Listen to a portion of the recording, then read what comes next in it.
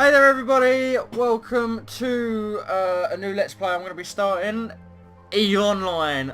If you go back to my first set of videos, the Sonic 3 and Knuckles videos, in one of those episodes I talk about wanting to do an EVE Let's Play, and it's finally here. I'm finally going to do it. I don't know how long this is going to last. I don't know what we're going to be doing for the most part. I know there's going to be a lot of mining, a lot of mission runs, all that sort of stuff, but bear with me and maybe we'll carve our own story out of this. So as you can see, I'm on the character selection screen. Choose your race. And I'll probably just go through these quickly. You've got the Gallente. We're getting straight into it. You've got the Gallente, who are...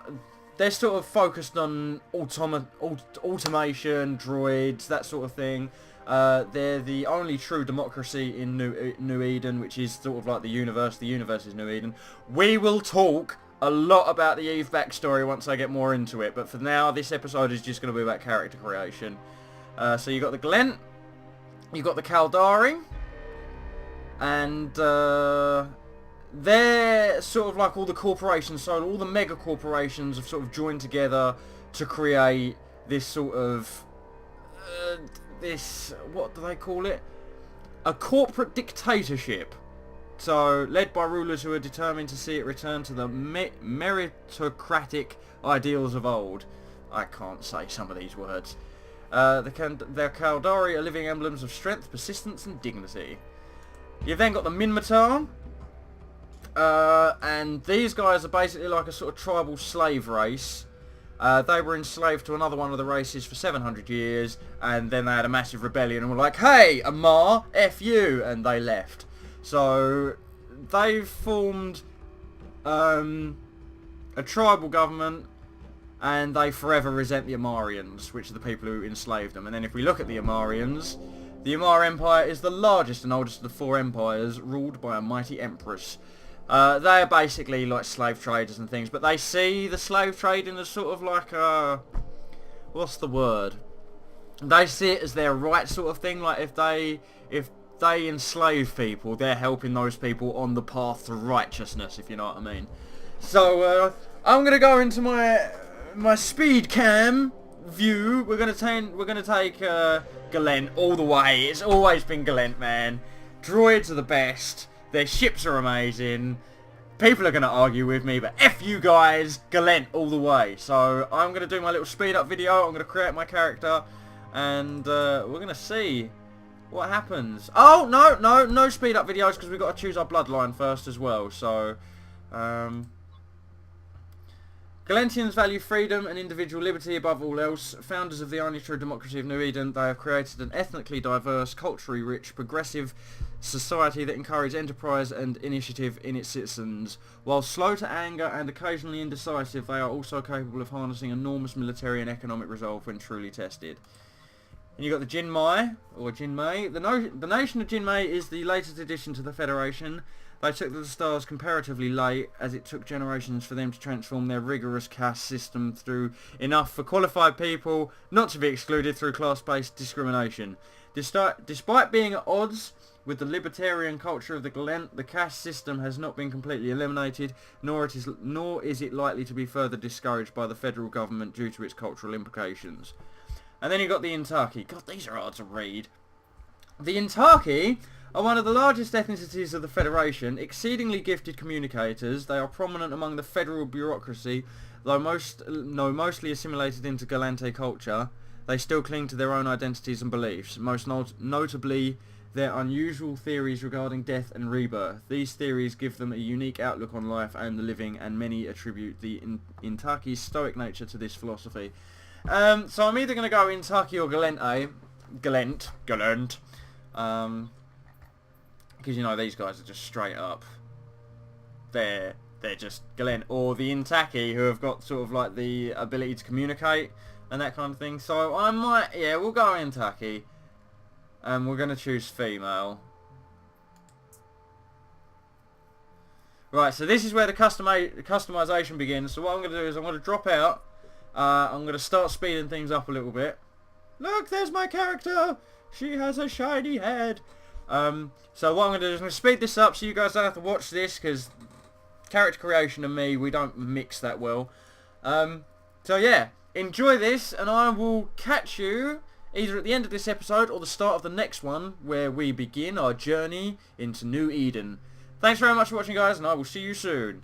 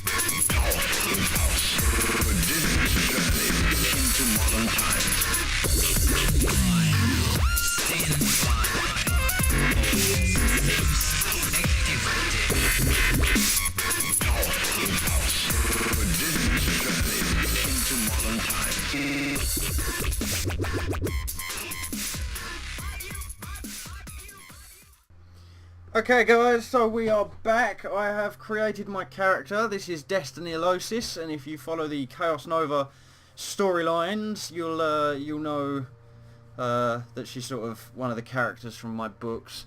So we get to choose our ancestry, our education, and then we get to pick our name. I'm pretty happy with what I got. So since we'll do this the proper way through. Artists. It is widely believed that the Intaki create the most stunning and thought-provoking art in the cluster. They have revolutionised many art forms and pioneered new ones, such as meta paints and touch sculpture. Intaki artists seem to have a unique ability to create and convey unparalleled beauty of a sort that is somehow universal to all humans. And then I think if you choose ancestry, doesn't affect your education. Okay, so that's cool. Since their inauguration into the Federation, the Intaki have slowly established a reputation as superb diplomats, negotiators and bureaucrats. In the tense and often violent world of interstellar politics, having Intaki Council can often mean the difference between peace and war. So that was for the diplomats, and then if we click on the Reborn, the Intaki practice what many foreigners consider a dark art, transferring the personality of a dying person into a newborn baby. Steeped in folklore and perfected with technology, the rebirth process takes place in perfect accordance with ancient Intaki tradition, and while not all who have been reborn adhere to traditional and Intaki faith themselves, it is well known fact that the reborn account for a surprisingly high number of capsuleers among the larger Intaki population. So, the thing with Reclaimers in the Chaos Nova universe is that they've sort of got this whole life, death, rebirth thing going on anyway. So I'm gonna stick with the Reborn thing because it just seems to fit her character the best. And then we get to choose our education, so we can get Federal Navy Academy. Now I think, depending on your education, depends on where you start. So like if you chose the Federal Navy Academy, you'd start at the academy. If you chose the University of Kyle, you'd start there, and the Centre for Advanced Studies, you'd start there. I think. It's been a while since I played EVE, but I think that's how it works. So the Federation Navy Academy, where all Gallente cadets are enlisted, has recently begun upholding extremely strict standards of professionalism for its cadets. The result of these standards, draconian even for a military school, is a leaner, meaner academy with much stricter entry requirements than before and more effective tutoring. Then you've got the University of Kyle, I don't know how to say that. The largest school in the universe at almost 500,000 students. The University of Kyle has long acted as a melting pot for cultures and ideas from all over. As befits its status, it offers a wide range of studies, but is best known for its extensive anthropology department. And then you've got the Centre for Advanced Studies, which is originally conceived as a think tank for researchers at Chemotech.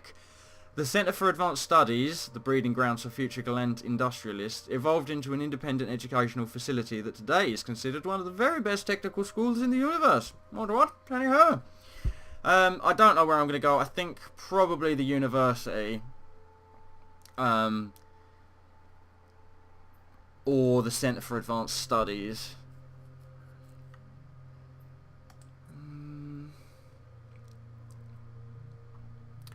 Although,